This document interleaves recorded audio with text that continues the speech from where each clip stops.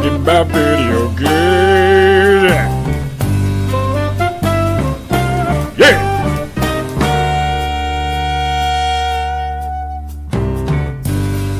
Hey everybody, welcome to the Namek vs. Sane podcast. This is episode 6. 6 whole episodes we have done. It's really amazing. Good for us. I am Patrick Shanley, editor with the Hollywood Reporter. Joining me, as always, is my friend and co-host Edmund Arnold. Eddie, how are you doing? I'm doing really well. That's I know nice. I say that every week, but I'm actually doing well. No, I was about to comment because last week you said you weren't doing well because you were a little bit disappointed about E3, so I'm glad that you've bounced back. You're a plucky young I yad. didn't have to deal with any disappointments this week. No E3. All the games that I played made me feel very happy this week, so I have no complaints. I'm feeling very good, and I'm off today, so it's good. Man, life is great, isn't it? Life is beautiful. There's nothing really to complain about right now. People come here for positivity, and that's what I like about it. Because we lure them in with a false sense of hope and then crush their dreams with how angry we are about video games. So we are in the week after E3. E3 is such a huge week, and now we're in this week that I thought would be like a barren wasteland of video game news. But a couple things happened this week, which are pretty big. A couple big things, yeah, which is really surprising because usually, the weeks after E3 is kind of just dull, especially during the summer. It's usually a good time for everyone to clear out their back catalogs, get all those games that they bought this year completed. But man, he had some big news stories this week. You would think people go into like a hibernation after E3, where like they block themselves out from the world and draw the shades, play video games, don't appear in public anymore. But no, flipping it on its ear is This Week in Games. Well, there was a pretty big announcement from NBC this week in regards to esports. Rocket League. So we talked briefly about Rocket League last week and how it was the greatest innovation that America has ever done. I think that's your exact words. And they're bringing it to NBC Sports. What?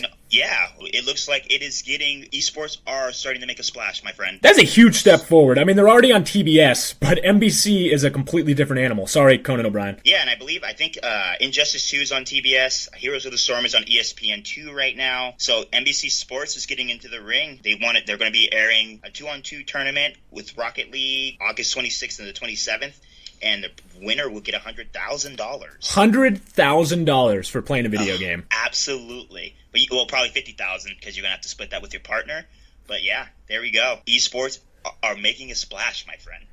It reminds me of MMA, which is funny to bring this up because of the news that was announced earlier this week between Conor McGregor and Floyd Mayweather to see how far that sport has come. But remember MMA back in unreal. In 2002, 2001 when MMA was it wasn't really its nebulous stages, but it was just starting to get on a national stage. And look at it now. It's this billion-dollar industry. Is esports going to be something like that? Possibly. Okay, when esports first started out, when I was in college, so about 10 years ago is when you first started seeing the Spike TV and the G4 TVs playing the Dotas late night. And I used to see that and I used to be like, this is going to die. This is going to die really fast. But it's gaining a lot of steam. A lot of people are supporting it. And these players are putting in a lot of effort to be good. So I'm on the fence. I believe that it has the right proponents. I believe the right people are behind it to really push it into another stratosphere. Do you think? Here's my thing as a sports fan. I want to say real sports so bad because I played sports and I love the MLB and the NFL and the NBA and even the NHL to a degree. But those are athletes, right? Do you bristle a little bit at these video game players being called athletes? I do. Big time. I don't really enjoy it. I can't compare the top esports athlete to a LeBron James. I just can't. Maybe if they're more versatile, I don't know. I have to do more research in it, but maybe I'd be impressed with an esports player who could dominate Dota, could dominate Injustice 2, could dominate across the board. Maybe that could be an equivalent to LeBron James, but I just can't. But look, I don't see making the comparisons to LeBron James or Kobe Bryant or Steph Curry. I just can't. Me either, and I don't think we're there yet. I just find it hilarious to think that there might be a future in which a guy who pretends to be an actual professional athlete in a video game is then meeting that professional athlete and they are seen on the same level by the public. Be like, oh, hey, LeBron James, I can score 28 points with you in NBA 2K17. And LeBron's like, oh my God, that's amazing. How do you do it? Yeah, and I agree, and I also, the thing that keeps me thinking that esports will never reach that point is I don't think a lot of people that are watching basketball, the NFL, NHL, I don't think they're going to be drawn to esports. I could be wrong. I could be completely wrong. To my degree, I just don't. Esports is attracting a different audience that would not necessarily be watching NBC Sports on a Saturday. I wish I had the data to, because I agree with you myself personally, but I don't have any data to back that up. I'm sure that there has been some type of polls done, but what is that crossover audience between people who love the NBA and people who watch esports? Like, no diehard guy in his 60s who's wearing a Larry Bird jersey and watching every minute of the NBA Finals is most likely not watching a Dota tournament on TBS at 1 o'clock in the morning. Absolutely. But YouTube has completely changed the game. Because, even when you're thinking about how we grew up, we used to read reviews. We used to read reviews. We used to read about game previews. It's not done that way. People we used to read. YouTube. That's how I grew up learning to read, is reading comic books and reading these video game magazines about these new... I'm not trying to be, this and that, but... Back in my day. We grew up in the last generation reading print. So I think YouTube kind of came in, changed the game, which really helped esports jump off. These young kids... Man, that's all they're doing. They're watching these things on YouTube. They're watching these things take off on social media. They're not sitting down and reading anymore. Yeah, and to that point, it was announced this week. I think it was yesterday.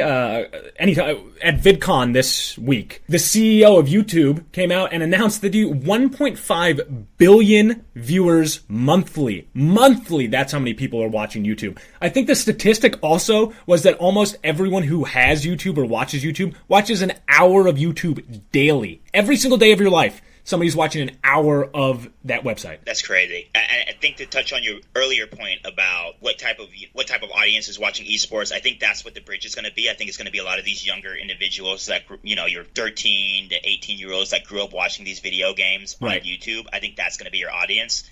And I don't know. Maybe they're bringing their parents in. Maybe they're bringing their dad, their mother in, their older brother, their older sister to watch these things also. So maybe that's where the divide is. I don't know how MMA started. I don't know the logistics behind that. But it could be a similar build-up. Yeah, I don't know. It's funny. It's funny to see what the future would hold for something like this, because as you're saying, these kids right now are 15 years from now.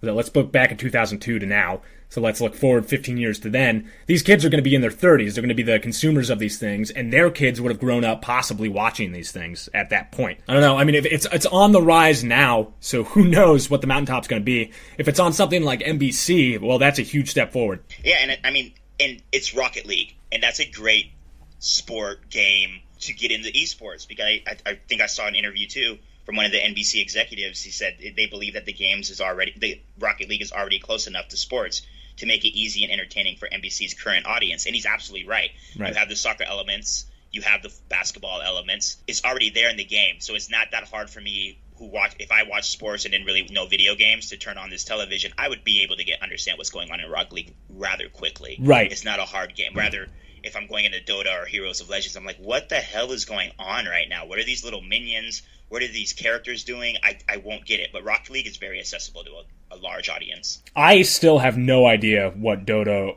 or Leagues of Legends are. I can't even get the names right.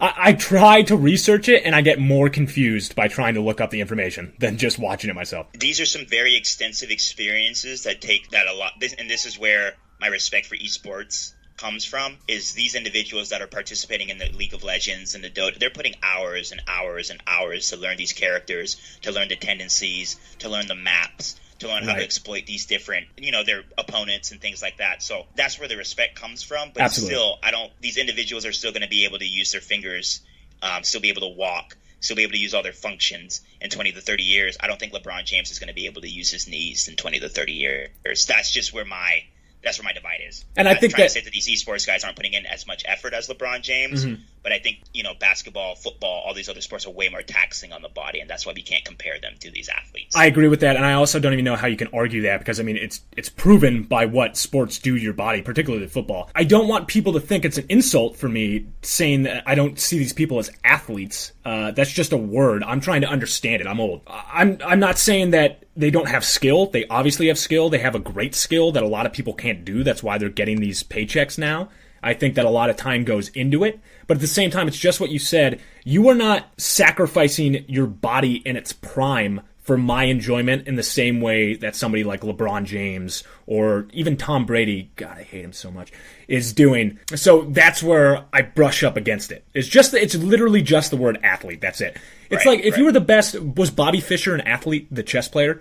He was the greatest chess player who was around back then, but was he an athlete? Did anyone look at him and be like, oh, he's like Joe Namath? Be like, no, they didn't. At least I don't think they did. I don't live back then. Yeah, and like you said, I'm not trying to diss them or anything because I do have a lot of respect for esports players. I wouldn't be able to do it. These guys are sacrificing their well-beings, their time with family, time with friends, and they're really putting a lot of time into mastering these video games. But I just don't think we can call them I don't think we can put them on the same level as these other athletes. We should be calling them esports players, similar to your point with the Bobby Fischer, which I believe is a really good point. Yeah, I'm very smart. That makes sense that you would agree with me. You have your moments. You really do have your moments.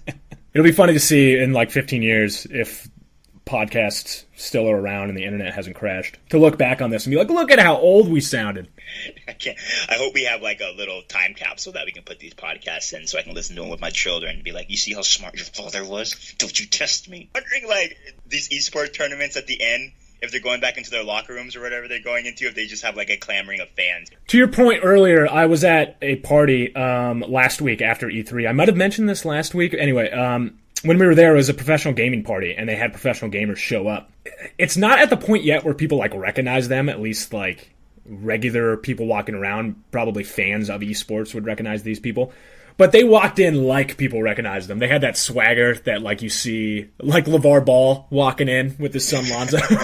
It was that type of action going on. That's interesting to me. That's really interesting to me. I want to know how long it's going to take for this to really pop off. MMA was kind of like an explosion overnight. Right. So it'd be interesting. And esports has been this slow buildup for the last, maybe 10 to 15 years. So them jumping on NBC Sports, ESPN2, TBS, I just want to see who else is going to get in the foray, and I just want to see how long it's going to last. Right. To me, it seems like a fad. I'm going to go ahead and I'm going to make the unpopular opinion and say that it's a fad. I don't see that it will have legs. But I could be very wrong. I've been wrong about probably 95% of the things I've said in the past, so I could be wrong about this as well. So I think it's on the cusp of either being what skateboarding was in the late 90s, where it seemed like it was going to be this huge sport and then kind of slip back down to a niche thing, or MMA, which was on the same cusp and has kind of tipped the other way, where now MMA is a legitimate sport and has, in a lot of ways, almost supplanted boxing at this point. Right. And I wonder what those, the NBC Sports and TBS, I wonder what that's going to do to Twitch. Because most people that watch these esports view by Twitch. Right. And I think Twitch is a wonderful platform, and I would really hate to see Twitch suffer because these cable companies, which have been jerking us around for years, are trying to get into something that's the latest fad. Yeah. So, and who knows? Well, here's the thing. Can NBC take Twitch down? Has Twitch already cornered the market? Can NBC top Twitch at this point? So that's another battle that's going on. I don't think so either. Yeah, I don't think so. Twitch is just so easy, so accessible. I love Twitch. That's right. When I do watch my esports, my 1 hour every 6 months, I will view it on Twitch. So I don't know. Does watching some guy speedrun Donkey Kong Country 2 count as an esport? Because I've done that. I don't think so, no. Okay, well... That's a whole different game. No, you can't put that in the same category. Swing and a miss. That game is so hard, I don't understand how anyone can speedrun it. Speedrunning, I might have, in this another unpopular opinion, I might have more respect for speedrunners than I do for esports players. I think they just memorize it. They play it so often that it's kind of gets memorized, and then they can speed through it. But even still, I mean, it's incredible what they can do. But the slightest, well, I guess with esports players too, but with the slightest mistake, your whole run is done. Yeah. And some of these videos that I've seen with the Marios and like you said, the Donkey Kongs and even Zelda, it's really remarkable what these guys can do and these ladies can do. The greatest thing to watch is watching a speed run that goes wrong and just watching these people freak out.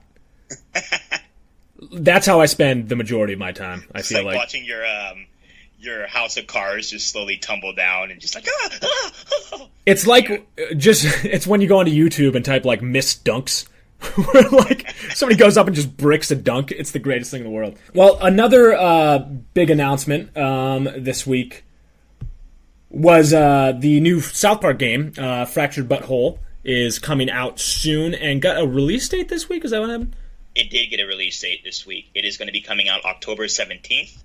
It actually was released about a month ago, the release date, but it seems like the game has gone gold. So I'm pretty confident to say that we will be getting this game on October 17th.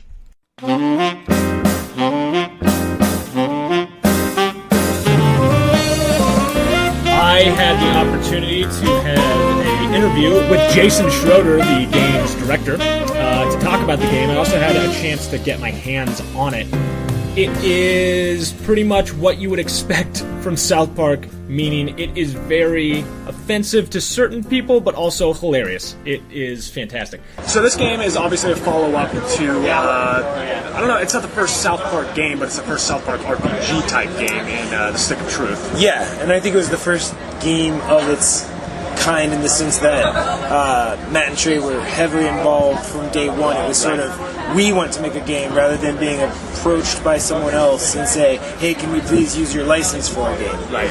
And so they wanted to make a game, and then obviously they learned a lot with Stick of Truth, and they wanted to continue that with The Fractured But Whole. And so when we first started thinking about this concept, it was, we want to do superheroes, we want to try it again, and this time we want to start the process the way we ended the last game, which was being highly collaborative, being highly involved from day one. And so basically we built a process between our studios where basically we're all one team, and they make content just like they normally do for the show, and we ingest that through Snowdrop and just put it in the game. Coming off of that last one, was it easier going into this one, having that previous information or having a working experience with Matt and Trey? I mean, I think just like anybody, like they learn from their experience, and Ubisoft learned as well, is that like I think people loved the Stick of Truth because it was so authentic, and so there was never a doubt that this needed to be an authentic South Park product. So it's just been about trying to make sure that, like, my job as a game director isn't to necessarily bring a lot of new, innovative comedy. I'm trying to take what they do and say, how do I make that interactive? Right. How do I make sure that it makes it into the game and gets past ratings boards and all that sort of stuff? That's where I innovate. How was that process, honestly? Because even in this short demo, there's a bit of blue humor. Okay. Yeah, I mean, for us, it's trying to make sure like that it always is satirical. It seems like it has a point. It's not just purely gross out. Maybe it's shocking, and how it's presented or what's going on. But like usually you'll be able to see within context, like the joke is pointing out something, right? Like a typical good South Park joke. It's beyond just a fart. Did you work on the plot or any of the script with Matt and Trey, or is it all Matt and Trey on that end, and you guys handle more of the making it interactive, like you said?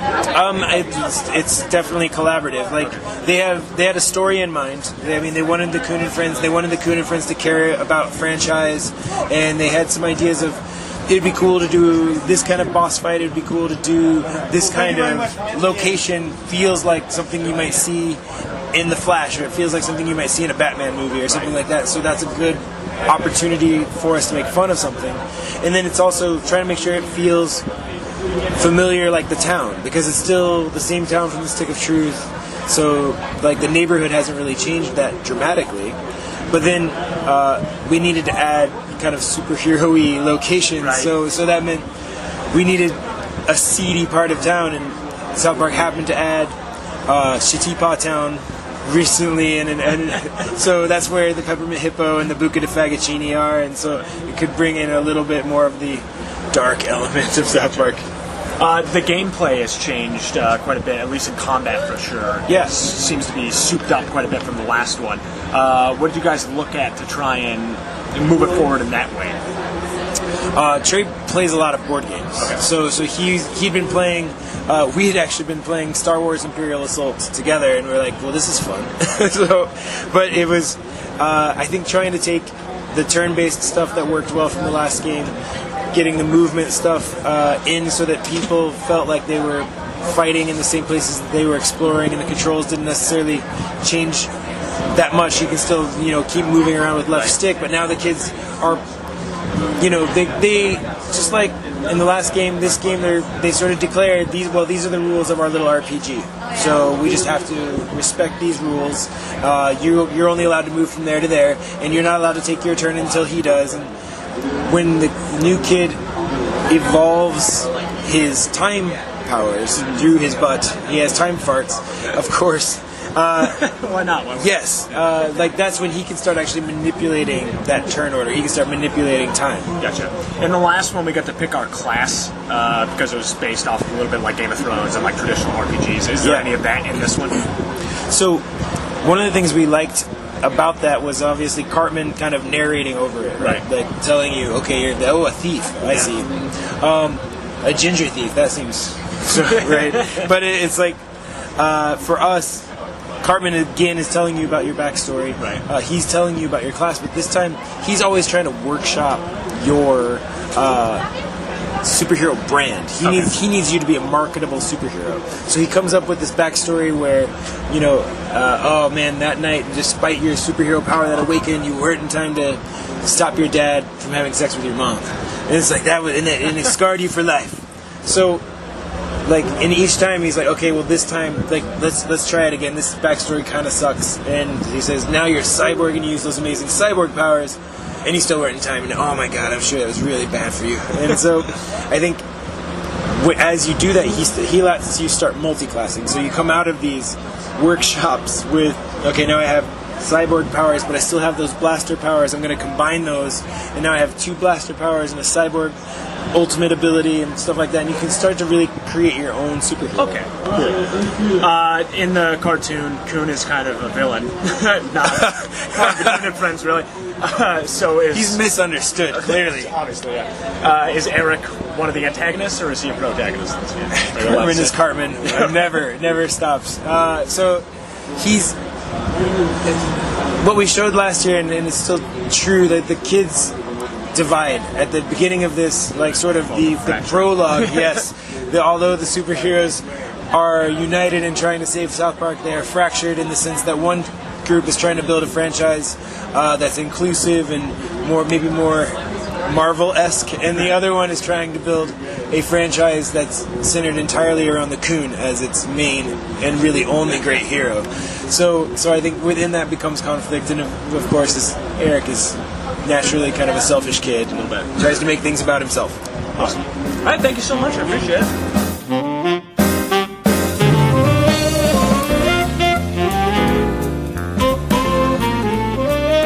Let me just tell you about the demo that I played. I'm not sure if you've seen the demo. You are the new kid in town, just like you were in the Stick of Truth. You are tasked with going into the local strip club, which is called the Spearmint Hippo, I think is what it's called. You are there with Scott Malkinson, who has diabetes. His superhero name is Captain Diabetes. Yeah, that's great. You're tasked with talking to a certain stripper who is there. Her name is Classy. I can't go into why her name is Classy because it's a little blue for radio. And it is a lot of what you would expect from a South Park game. You get to throw your farts around. There's a lot of profanity. You have to make a disgusting gin and tonic to distract the announcer at the strip club. And you put in a lot of unsavory ingredients into his gin and tonic. Whoa. Okay. Okay. It's hard to tiptoe around what I can say on this and what I can't say. Anyway, it's hilarious. They upped the gameplay a little bit from the last one. It's still that turn-based RPG style combat, but it has a grid now as opposed to just the one-on-one classic Final Fantasy way of fighting in an RPG. So there's a grid, there's different moves for each character, you're obviously leveling up, you're collecting things, you're going around talking to different characters. It feels like a South Park episode, it looks like a South Park episode. I really enjoyed the time that I had on it. However, a lot of people did not, and there was some controversy about this game, again, just like the last one. Yeah, because the gameplay.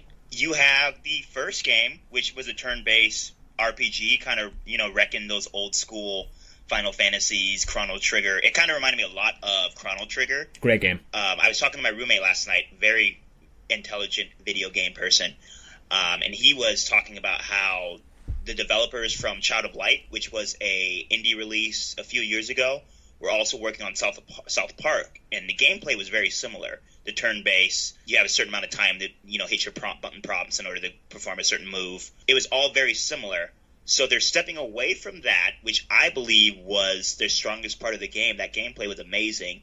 And they're bringing on a grid-style, Fire Emblem, turn-based, kind of chess-style match. Mm-hmm. And I don't know if I'm happy about that. I haven't played it like you have, But I don't know if I'm happy about that gameplay change, because the gameplay in that first game was so fantastic. Why would you change it? Why are you so afraid of change? That's my question to you. I'm afraid of change because I don't know who hurt you. First game, the way they had the RPG, engine, the way the gameplay mechanic, it just worked for the South Park game. Mm-hmm. This grid style, chess, Fire Emblem, recruiting characters. I don't know if that will resonate well in the South Park world. To me, as someone who grew up with South Park for the last, 15 years? Yeah. Oh, my gosh. Well, I think it's been longer than that. It's been 18 years. Yeah. And, I've watched this game from the start. Or I've watched this show from the start. So I don't know. I'm a little hesitant about that gameplay change, especially when it was perfect, Fair enough. I will say that when I got my hands on it, it felt tight. It felt fun. It was a little bit different. I felt it was an upgraded version of it. It reminded me, it's a weird example because it's not the same type of game, but the step up in the shooting aspects from Mass Effect 1 to Mass Effect 2, where it's like, I can't even go back to Mass Effect 1 now because Mass Effect 2 is so much better. That's how it felt like with this one. Okay. And you played the first one, right? I did, yeah. Well, I didn't finish it because, honestly, I got a little bit bored about halfway through it. You got bored? Because of the gameplay, not because of the story. Oh, you didn't like the gameplay, really? You just kind of master it at a certain point. I've played RPGs forever and ever. They're like my jam, Yeah, true.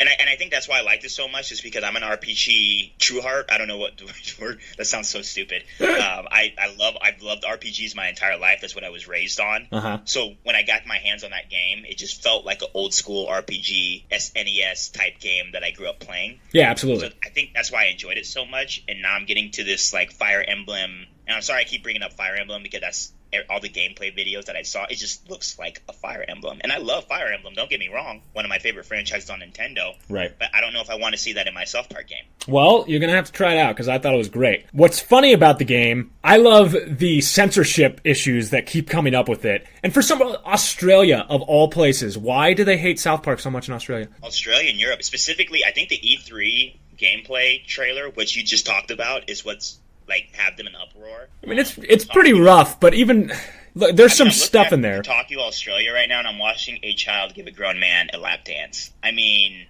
you get to control that lap dance, by the way. That's a little intense. I don't like censorship in my video games. I'll be the first to tell you, but it makes sense. I love that after. By the way, we were wrong. It's been 20 years since South Park's been on the air. Oh my God. 20 years later, they're still able to get things censored. They are still pushing the envelope in South Park. They're the best at what they do, though. They are the best at what they do. I think Matt and Trey are legitimate geniuses. I don't know how many geniuses there are, but I put them in that category. Them and Lin-Manuel Miranda are actual geniuses. Whoa, that's a very good list right there of geniuses. It's good company to be in. Yeah. So and you're back on the censorship. I think Australia censored the first game intensely. Oh yeah, they did. I don't know what, and that bothers me because. To me, that first game, the parts that I think they censored out were the best parts of that game. We're going to get into spoilers right now. Right. But that sequence, and when you get, I don't know if you got to this part, but when you get shrunken by the underpants gnomes, and you have to go through your parents' bedroom while they're having sex, that's I think that's one of the scenes that made everyone, that was censored heavily. Oh, that's pretty classic gameplay. Who doesn't remember when that happened in the Mushroom Kingdom in the original Super Mario? I remember it vividly. Yes. My mom took all my video games out the room, and I didn't get to play anything for years and years and years. I sat in a dark room. and just whittled little Mario figurines. But my favorite thing of how they censored it, I hope they do this again if it ends up being censored. I imagine, I don't know, it must be really annoying to write something and have it get censored, but I'm sure it's par for the course for the guys at South Park at this point. When they censored it in the last game, in the Stick of Truth, for the Australian audiences, they flash to the screen, it says censored, there's a crying koala, and then there's a little message that describes the scene. Sorry, Australia, you're not able to play this section of the game, mate. The mate's not in there, but it should be. In this part, Mr. Mackey, Craig, Mr. Slave, and you have been abducted. They are bound to high tables, still appear to be asleep, and are being thoroughly probed through their anuses. That, to me, reading that seems worse than watching it, because now I have to imagine it. Yeah, it's way worse. And that's where the censorship doesn't make any sense to me. Just put out the games, man, and put out the games how you intend to put them out. If you're offended by it, then don't buy it. It's rated mature. It's rated mature. I don't get how the classification board works over in Australia, because God bless America. Australia. But I feel bad for our Australian brothers and sisters who just can't play these games in full. It's not fair. You're out. Not fair. every day fighting off dingoes and giant snakes. And then you come in after an 18-hour day of rustling up emu eggs, and the only thing you want to do is kick back and enjoy a little bit of South Park video gameplay. And then you're stuck with this crying koala. I'd take it up with Parliament, mate. I would be very upset. Not only would I be upset of how you just stereotype Australia as a whole country, but I will also be upset that I can't play these games as a whole. So I agree. I wish there was something that they could do. And I don't even know if Australians, if they care that much, but as an American, I care. Here's my question. So if you had an American version of the game and somehow managed to sneak it into Australia, is it contraband at that point? Are there legal ramifications for playing this outlawed game? I don't know, but I might do that. What I'm interested in is the show South Park is heavily censored in Australia as well, then. If the game is this censored, then how censored is the show? I don't know. Has South Park been that bad in the last, 3 to 4 years? Have they anything needed to be censored? South Park's they've gotten pretty tame. A little bit. I feel like the last season was a little bit tamer. That being said, it's tame for South Park. It's not tame for regular television. That's true. That's true. My thing with South Park is, and even in the short gameplay that I played, and in the interview with Schroeder, he talks about they're not doing jokes just to be crass. It's not Family Guy, where they're just trying to offend you. South Park has a reason for making these jokes, and a lot of them are pointed at satire. They're pointing out flaws in our own system, in our own world, and they do it in a very intelligent way. Even though it comes across as something very crass, and it is, it's blue humor, but it's smart. It's not done for the sake of doing it. It's done to make a point. I think they do it in a way that's for example, I hate saying this N-word episode.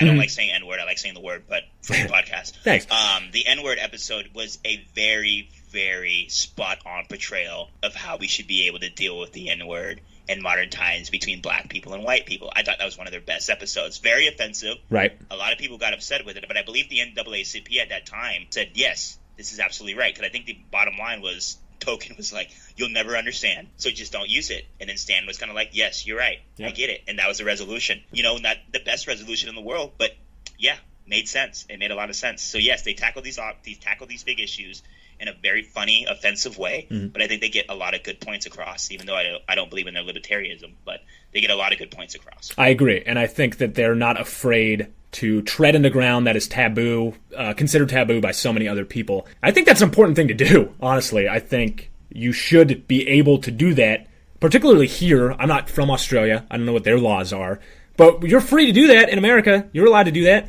and you should be allowed to do that. Yeah, I agree. I'm looking at a list of banned and censored games. I mean, they have Blitz the League on here. That game is filthy. They have Hotline Miami 2. What the hell is that?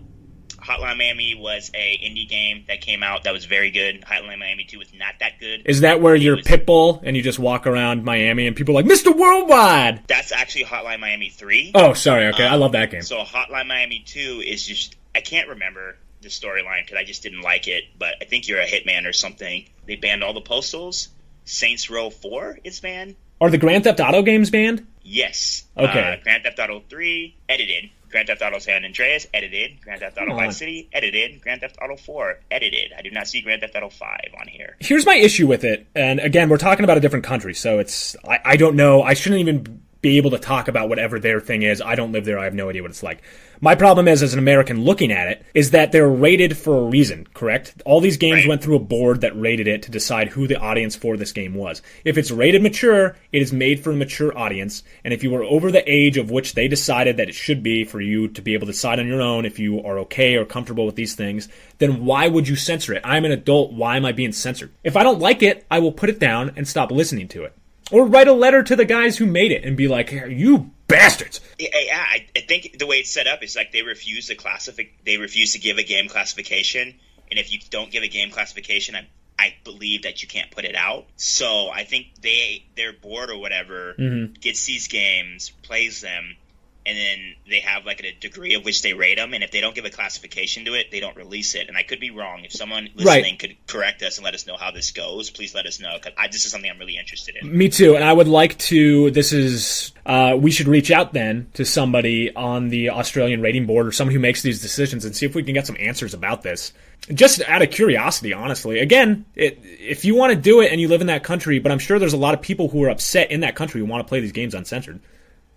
Yeah, but are they upset because it's been happening for them for so long? It could be like one of those things where they're just used to it by now. Who knows? I mean, this is a bigger topic than we can get into right now, but I think that there should be some digging done to see exactly why, just to satiate my own curiosity about it. Yeah, and I think you're right. I would like to reach out. I think we should explore this at a later segment. Yes. Because this is something that's really interesting. One other big piece of news from this week, and this is something I'm personally excited about, because as you know from our last couple podcasts, I'm a huge Dreamcast fan. Sega Forever was announced. Eddie, how much of your mind has exploded from this announcement? Not much. But yeah, Engadget reported earlier this week, or actually yesterday, Sega Forever is going to be making Genesis games free on mobile. I don't think it's just Genesis. I believe I read somewhere that it's going to be everything as far back from the SG-1000 Mark I. How is that not exciting news to you? Game Gear, Genesis, Saturn, and Dreamcast. All of my dreams are coming true? So you'll be able to play these games. They will have ads. You can pay $2 to play the game without ads. They say it's a retro revolution that will transfer players through 2 decades of gaming. You can play offline, you can save, and you can see your name on a leaderboard. And the first game that they're going to be rolling out for this are going to be Sonic the Hedgehog. Great game. Phantasy Star 2. Comic Zone. Ooh. Such a good brawler. Comic Zone is such a good brawler. I don't know Comic Zone. Kid Chameleon. Love that game. Yeah, we are going to be playing our classic games on mobile, and I do not know how I feel about that, Patrick. Well, this is a thing that has been coming for a while, and there's websites online, there are digital arcades where you can play a lot of old classic games from arcade era, like Paperboy, which, by the way, a lot of these games do not translate to other mediums, particularly arcade games, but even some of these Sega games, and that's my only concern about this, because I'm excited about being able to play some of my old classic Sega games that I grew up and loved, is how they would translate to a mobile experience, and I worry about companies trying to cash in and not really trying to make that transition in a correct way. It is a much different experience, and you have to understand that you cannot just translate it one-to-one to my cell phone and have it be the same experience as when I first played Sonic the Hedgehog. I have to hold down that B button to charge Sonic up. How am I going to do that on my phone? Is it going to be a satisfying experience? That's what makes me nervous, and I'm glad you touched on that point, because that makes me very nervous. I don't know how it's going to look. I don't know what these button prompts are going to look like on my phone. I grew up playing these games with a controller, or I grew up playing with these games handheld. I don't like playing emulated games on my cell phone. I didn't like Jade Empire on my cell phone. I didn't like Knights of the Old Republic on my cell phone. I just don't like these games that are, and it's hard to compare those games because they're a little newer, a little bit more extensive, bulky, playing with 3D. You're playing with 3D models rather than the 2D platforming type. But still, I just don't, it makes me nervous because I don't like it. You just hate new things. Look at you. Even when it's old things packaged as new things, you're like, oh, change, I don't like it. I think we should be scared. I really think we should be scared, especially with this big push to mobile. I don't see a lot of young kids with that capacity to sit down and play a console for 2 to 3 hours at a time like I could when I was a kid. Mm-hmm. Like I grew up, and my parents have this little boy that they are help raising, and I see how he plays. We just bought him a PlayStation 3. Ooh. He can't play that game, that thing for longer than 10 minutes. This is hilarious to hear you say that kids can't play video games as long as we used to play video games. It's like the complete opposite of everything you normally hear. I think it's a point that needs to be made more. I don't hear a lot of people making that point. Similar to like kids aren't playing games, they're watching games on YouTube. Right. And I think a lot of our generation is still pushing for the consoles, but I think in the next 10 to 15 years, the console generation is going to die. I think it's all going to be moving to mobile, especially with the way that these young people are playing video games, and this terrifies me. It absolutely terrifies me. Mobile is huge business. I interviewed Krista Wolf this past week. Krista Wolf was a co-founder of MySpace, is now in charge of Jam City Games. Jam City Games they do the Family Guy mobile game. They have a new Futurama mobile game coming out at the end of this month, which is awesome, by the way. But anyway, it's a completely different business. The amount of revenue that they bring in is staggering. The numbers he was throwing out, I could not believe from these mobile games. And I hesitate to say this because the Futurama game was not like this and there was a little bit more care put in. But some of the games are like Candy Crush, games like that, like very easily digestible. I'm not bashing Candy Crush. I'm just saying... I bash a little bit. It's not like a console game. It's not telling a story. They're really easily digestible. They're made to be played in like 3-minute increments while you're waiting in line at the grocery store. Yeah, absolutely. And I think that's why these young kids, they can't play these games for a long time. They can't really engage in the stories like we used to be able to, because they're playing these like runner games where Temple Run type games where you're only playing for like a short 15, 30-minute span, and then you can move on to your next game. Right. So, yes, that it scares me. And, yes, it's making a lot of money. To your point, it's making a lot of money. I think I remember hearing other podcasts, Bombcast specifically, talk about how the console generation is dying in Japan because mobile games are getting so big, right. Which is why you're seeing Nintendo slowly make that move to put out more of their, like the Pokemon Go's, Super Mario Runs. Right. They have a Fire Emblem game out right now. So they're putting more of their big name franchises out to mobile because it's making so much money. Yeah. And we all know how the video game industry is. When they start making money, they start moving towards those trends. That's all business. Let's talk about, we can bring it back to South Park. Again, South Park did an entire episode on freemium gaming. And they had, it was the Canadian Devil who was doing it. Like, they demonized freemium gaming. And I agree with a lot of points they made, to be honest with you. So did I, right? I mean, you have those, I don't even know the names of these games because I try to put them behind me, but, you know, you have those base building type games where you're fighting. I don't know the names of them. Well, there's a million, there's Clash of Clans, blah, blah, blah. There's 8 million of them, but... There we go. So okay, and I want to make a distinction too. I'm nervous about emulated games being brought over to the mobile phones because... You know, we grew up playing with them, like I said earlier, we grew up playing with them on our controllers and things like that. Right. The games that are made specifically for mobile, I don't have that big of an issue with. Right. It's these classic games that should be released for the Nintendo Switch, in my opinion, that are being released for mobile, that are going to be geared towards these younger gamers, that I think is going to distract them from how important consoles are. Ooh, I sound like an old man. But I think it's an interesting point, and I think a lot of the people who are the money people behind it are seeing, well, like, this is where the money is. You know, you're making a little bit more money from this than you would be, and it's less of a time investment. I'm not saying these people don't put time into their games. They absolutely do. But if you have somebody like DeWolf, who was already a multi-millionaire before he decided to do Jam City and mobile games. This guy clearly understands business. He clearly understands where he's going to put his money to make more money out of it, and there's a reason why he chose what he chose. Yeah, good for him. I mean, you found an avenue to make a lot of money in. You found an avenue that really hadn't been touched on. So good for you, but it just makes me nervous.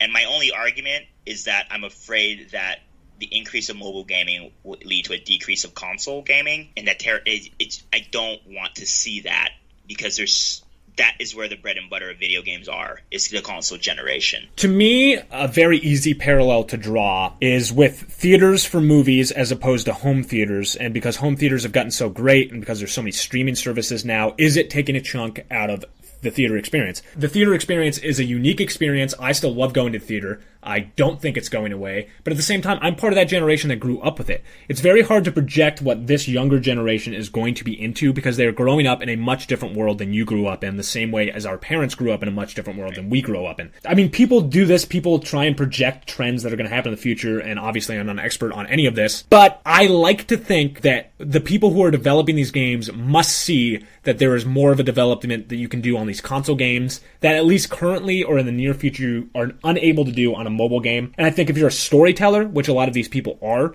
they want to stick with the place where they can tell their story in the best way possible, and that is console gaming. I really love your outlook on the world. I really, really, really, really love your outlook on the world.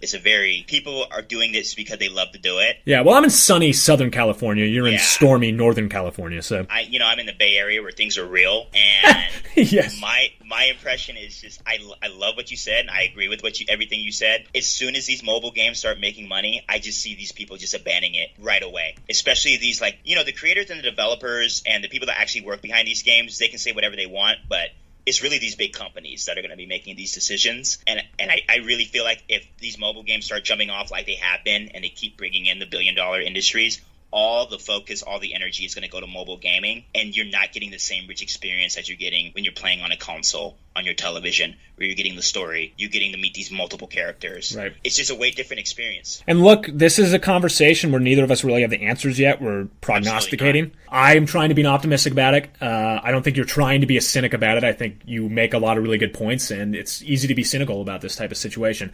It is hard to argue that people will chase money, because that's... Obviously, listen, I'm black in America. I know how important money plays. I know that a big part of the civil rights movement, a big part of why blacks were able to get a lot of rights back in the 60s was because we started boycotting things.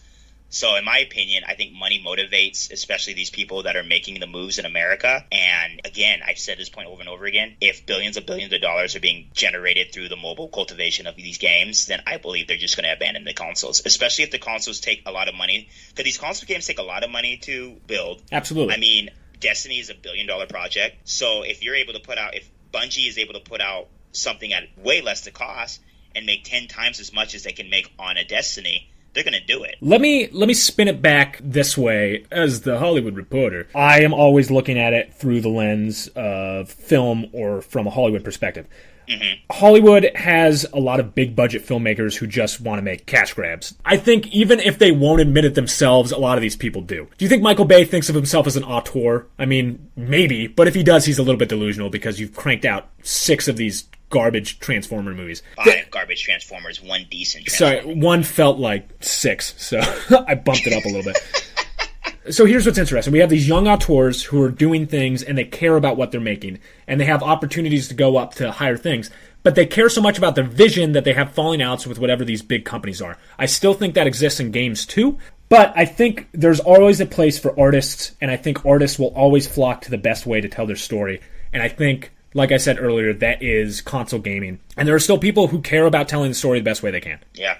Okay, that's a very good point. Again, this is all optimism and me just being like, I hope.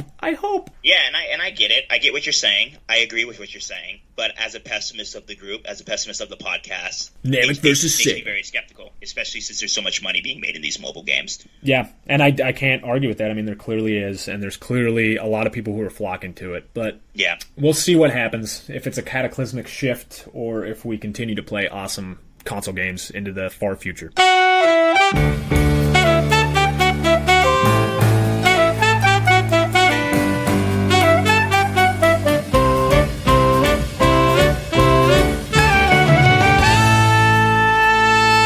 Let's get into some reviews, since we didn't get to do reviews last week. And this week, we have a great one, a game that I have not played yet, but I really want to play, so I hope you give it a good review. Let's talk about ARMS from Nintendo. Let's talk about ARMS, shall we? Let's do it, why not? ARMS is a good game. ARMS is so let me set it up a little bit.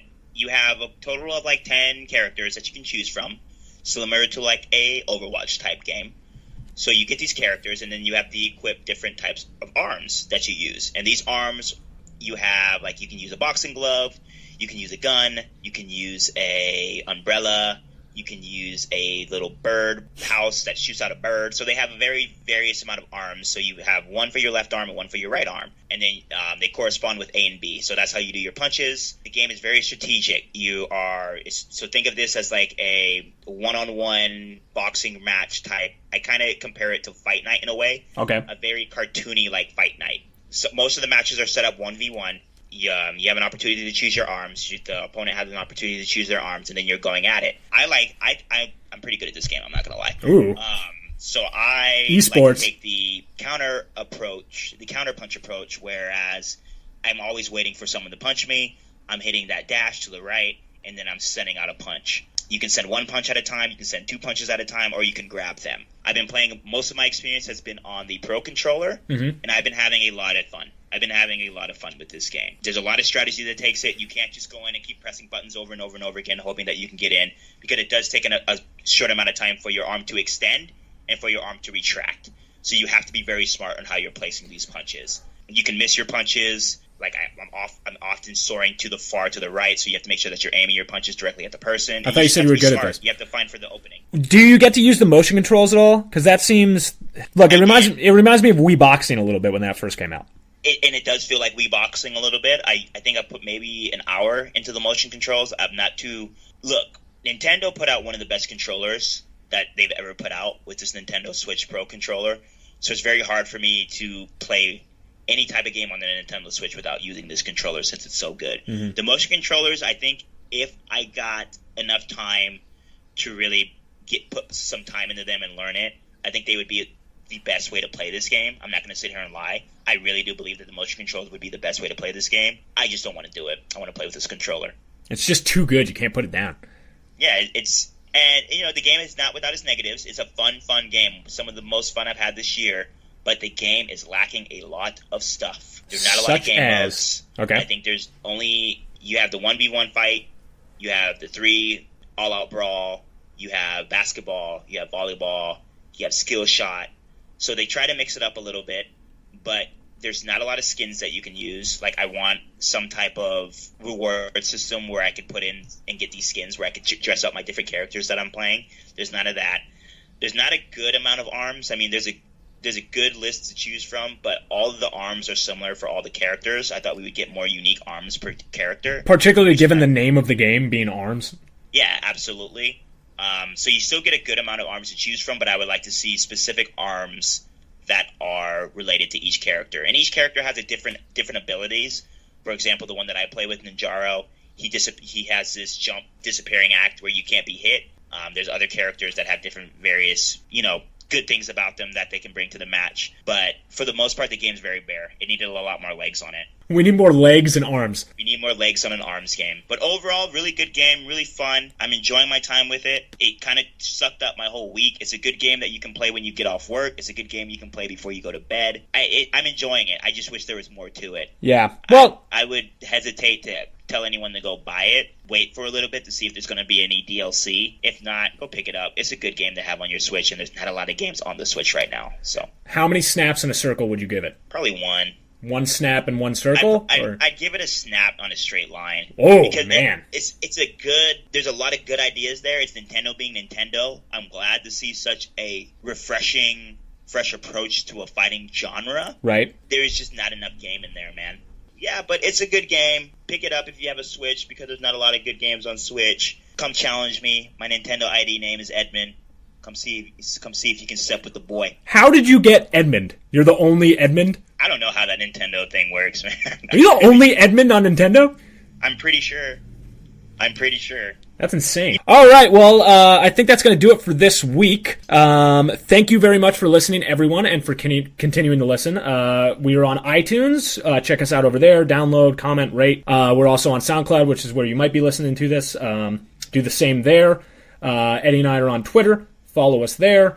Do all that stupid internet stuff that everybody is keen on. All the kids. Yeah, and I hate to be a begging person, but if you do listen to us on iTunes, please leave a review. We want to engage with the audience a lot more, so if you do comment, if you do anything like that, we would really appreciate it. And let me reiterate the contest from last week, which nobody participated in. I will give away a PS4 controller exclusive from E3 to the comment that I deem the best comment.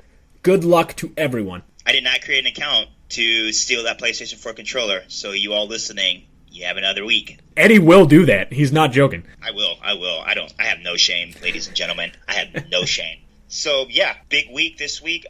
There's some indie games that were released. I believe Nex Machina was released for the PlayStation 4. I've heard that it was one of the better dual twin shooter games that come out. I am going to probably pick that up and play it this weekend. Mm-hmm. Also, the Steam sale is live. Watch your wallets, ladies and gentlemen. Watch your wallets. Happy summer. Happy summer. So, if you have Steam, if you're on your PlayStation 4, go pick up Nex Machina. I believe that's on Steam as well. A couple exciting announcements for the next coming weeks. We have some cool stuff coming down the pipeline. We have hopefully some stuff with God of War 4, the creators of that game. Some Final Fantasy XII Zodiac Age news from the developers of that game. Whoa. Yeah, I know. And it gets even more exciting. We have some Marvel news, and we also possibly have a hopeful partnership going forward with some esports stuff. We touched on it earlier, and hopefully we'll get a little bit more insider information from esports. I'm also going to follow up on the Australia nonsense. That would be fun, yeah. And this esports partnership sounds exciting. Looks like I'm going to have to actually start watching esports. Do your homework, Eddie. I'm going to start doing my homework. I might become an esports announcer, my friend. Ooh, that's what I want. That's what I want to see from you. And yes, just a special thank you to everyone who's listening. We have a couple people that have listened to multiple podcasts. We really appreciate you. Please leave us comments, questions, anything. We really want to engage with the audience. Even if you want to yell at me for making an idiotic statement, I will engage with you in the next episode. I promise. Particularly if you want to interact with Eddie. I promise you we will address your comments. Thank you, everybody. We love you. We love you. Talking about video games.